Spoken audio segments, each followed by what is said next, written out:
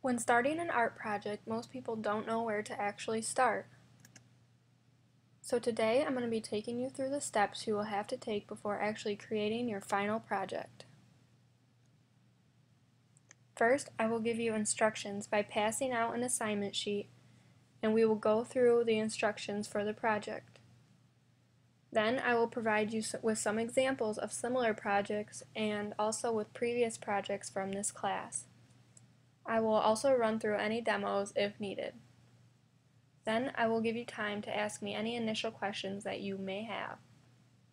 And then I will give you time to discuss with your classmates any ideas or thoughts that you or they might have. A demo is just a quick hands-on introduction to a project. I will discuss and let you get familiar with any tools, equipment, and materials. I will go through examples of techniques with certain materials, and I will let you know the grading scale that I will be using for this project. Demos are mostly to help you get more acquainted with the tools and materials so that your project will run smoothly. The first thing you will want to do individually is start to brainstorm. Once you know everything that is asked of you for the project, I will let you brainstorm your ideas. Some ways you can brainstorm is first, you could sketch ideas in a sketchbook. It is also very important to research more about your topic or idea, either online, through books, or even in a newspaper. Another way of brainstorming is that you can print out pictures from online that may help and bring them to class with you. You can also write down anything that may help. When you're making your sketches, you can write or draw anything. Draw rough draft sketches and write down any words or ideas. You could also doodle. Draw or write down whatever you may be thinking. Anything that'll spark more thoughts. This will be helpful when we sit down to talk about your final plans.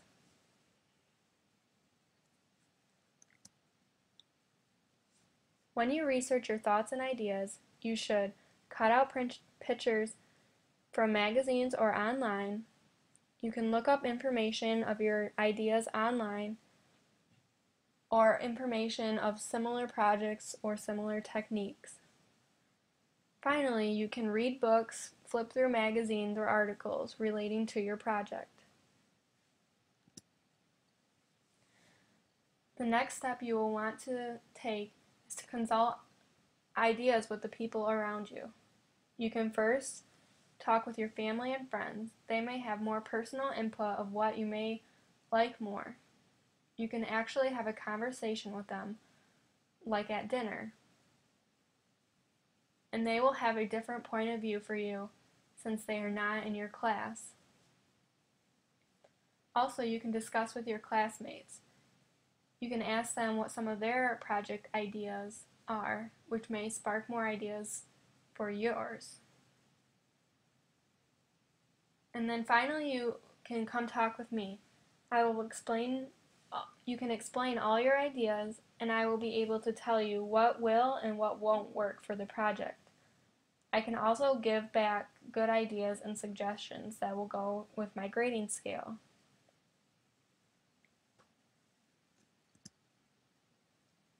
And you're going to want to ask yourself some of these questions when thinking about the project. Does my idea meet the assignment requirements? Will it be visually appealing? Is it conceptually appealing? What could be changed or done better? Where else could I have researched?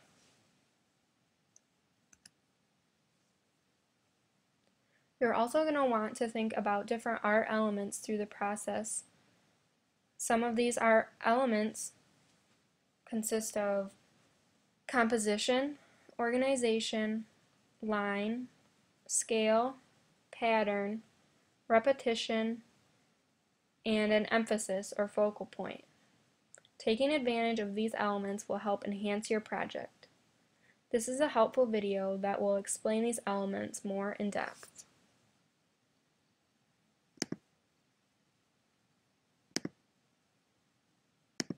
elements of art. Line, shape, form, space, color, value, and texture. A person cannot create art without using at least one or two of these elements. Lines are a continuous mark made on some kind of surface. Lines can be straight or wavy, thin or bold. When put together, lines create shapes. Shapes can be geometric, like squares, circles, and triangles, or natural, like a tree or a seashell. They can be two-dimensional or flat, like a pencil mark on paper. Or they can be three-dimensional, like a sculpture. When something is three-dimensional, it has form. Objects with form take up space, or at least look like they take up space. Space is the distance or area between, around, above, or within things. It can be the area taken up by an object, or it can be the area around an object. Color can often help show us space. Color is the most expressive element of art. There are primary colors, red, yellow, and blue. There are also secondary colors, orange, green, and purple. Secondary colors come from mixing the primary colors. Colors always have a value. Value is the lightness or darkness of a color. When a dark value is next to a light value, it creates contrast. Different color values can create texture. Texture is how a surface feels. They can be rough or smooth, wet or dry, soft or hard. These are the elements of art: line, shape, form, space, color, value, and texture. They are in every piece of art ever made, but they are also in the world around you. Look around. Can you find them?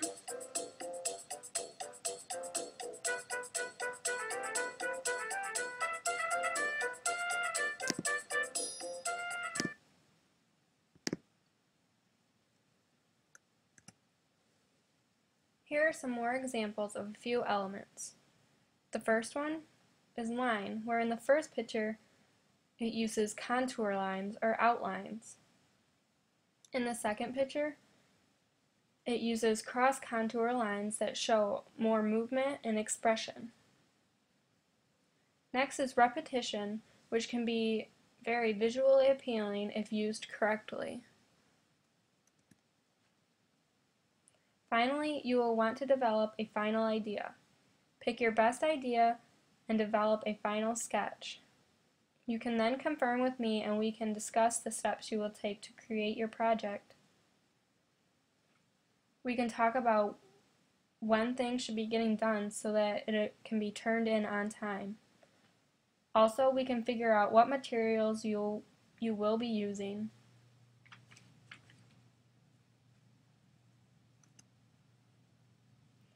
When we make your final plan, we will discuss what your steps will be. What should you do first, second, third, and so on.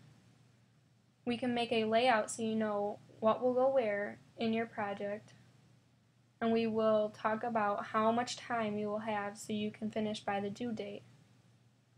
Make sure that you allow yourself enough time in and out of the classroom. Making a plan will make sure your project runs smoothly.